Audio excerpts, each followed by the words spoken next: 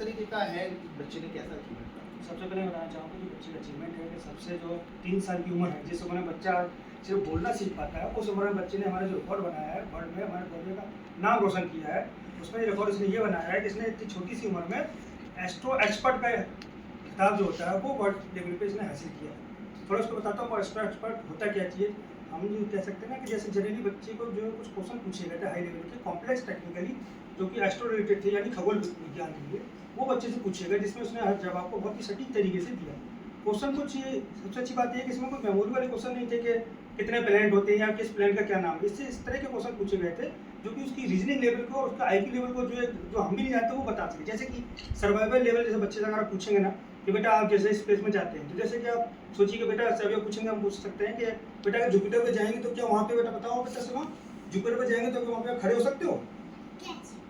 तेज बोलो बेटा। गैस मतलब वो गैस प्लैनेट है, मतलब उसको ये पता है कि वो गैस प्लैनेट है, वहाँ पे हम खड़े नहीं हो सकते। दूसरी चीज़ जैसा पूछ सकते हैं बच्चे से कि आप बताइए डे और नाइट क्यों होता है, तो हम सब जानते हैं कि किस वजह से होता है, उससे पूछ सकते हैं बताइए सब हम डे और नाइट क्यों होता है, बेटा डे और नाइट क्यों होता है? हाँ, तो देखिए उसको पता है कि अर्थ घूमती है, रोटेट करती है, इसलिए डे नाइट होता है। हम जैसे कहें ठंड गर्मी जो होती है हमें पता है किस वजह से होती है, वो बता सकता है। सब बताओ बेटा सो ठंड और गर्मी क्यों होती है? सो बेटा किसके पास तेज बोलो, किसके पास जाते हो बेटा? तेज बोलो। हाँ, तो देखिए वो बता पा रहा है ना कि सन के पास जब अर्थ जाती है, नहीं हमारी पृथ्वी जब सन के पास जाती है तो गर्मी होने लगती है, जो दूर जाती है वो घूमती हुई तो ठंड होती है। इस तरह के कई अलग अलग क्वेश्चन, जैसे कि आप पूछ सकते हैं कि मोबाइल क्या बात कर पाएंगे वहाँ पे, तो बच्चे ने बताया कि नहीं वहाँ नहीं कर पाएंगे क्योंकि वहाँ टावर नहीं होता है। तो उसे ये पता है कि टावर चाहिए पड़ता है। क्या आप सांस ले सकते हैं वहाँ पे? उससे पूछेंगे बता देगा नहीं सांस ले सकते क्योंकि हमें ऑक्सीजन नहीं। इवन ग्रेविटी से बताइए बेटा अगर वहाँ पे बॉल ऊपर फेंकेंगे तो क्या होगा? देखिए वो बताना चाह रहे हैं कि ऊपर जाएगी लौट के वापस नहीं आएगी, मतलब यही पता है कि अवेयरनेस है कि वहाँ पे ग्रेविटी भी नहीं होती है।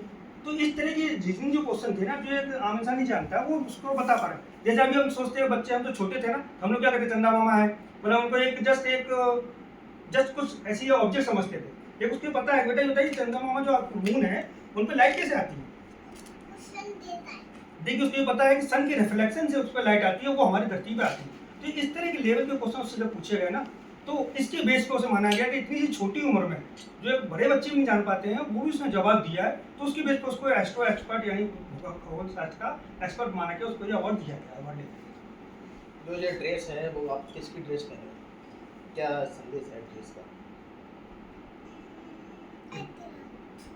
ये एस्ट्रोनॉट सूट है, क्या होता है उसका?